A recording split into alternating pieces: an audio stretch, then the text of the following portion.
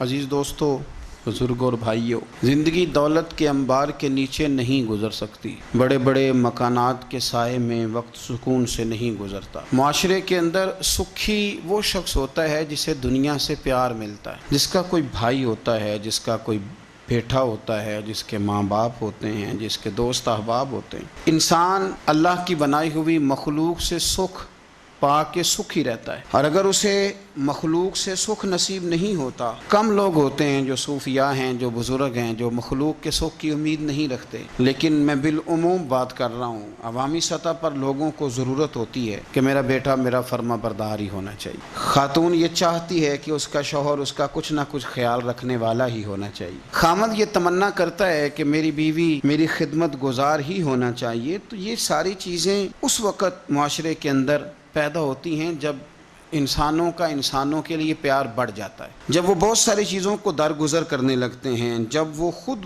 محبت کو فروغ دیتے ہیں۔ قرآن مجید فرقان حمید نے ارشاد فرمایا کہ انما المؤمنون اخوہ۔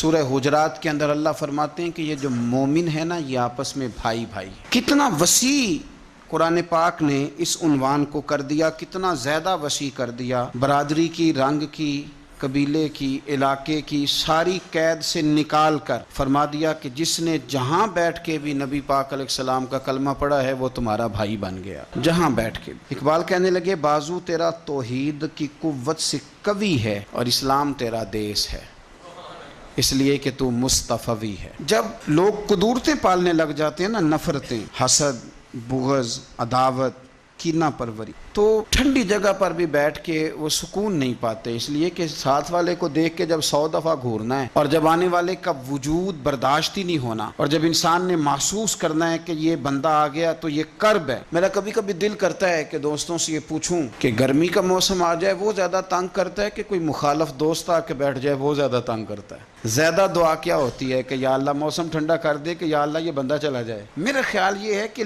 بعض لوگوں پر سخت بوجھ بن جاتے ہیں۔ تیزی سے فروغ ہوا ہے عداوت کا، اور ہماری نفرتوں کی جو وجوہات ہیں ان میں بڑی وجہ یہ ہے کہ یہ بندہ میری طبیعت کا نہیں۔ مجھے صرف وہ بندہ درکار ہے جو میری مزاج کے مطابق چلے، ہاتھ باندھ کے میرے پیچھے چلے۔ رسول کریم صلی اللہ تعالی علیہ وسلم دوسروں کے مزاج کا لحاظ کرتے تھے، دوسروں کے مزاج کا پاس فرماتے تھے، خیال کرتے تھے نبی کریم صلی اللہ علیہ وسلم۔ عورت کے جذبات ہوتے ہیں، اس کی کچھ خواہشات ہوتی ہیں۔ آپ کیا اس بات کو معمولی سمجھتے ہیں کہ نبی پاک صلی اللہ علیہ وسلم نماز کے لیے کھڑے ہوں رات کو تو حضور حضرت عائشہ صدیقہ سے فرمائیں کہ اگر تو کہے تو میں نماز پڑھ لوں، اس لیے کہ وقت تیرا ہے۔ میرے بھائی، بوجھ بننے کی کیا ضرورت؟ آپ مزاج کو سمجھ لیں اور کوشش کریں کہ فروغ محبت ہو، عداوت نہ ہو۔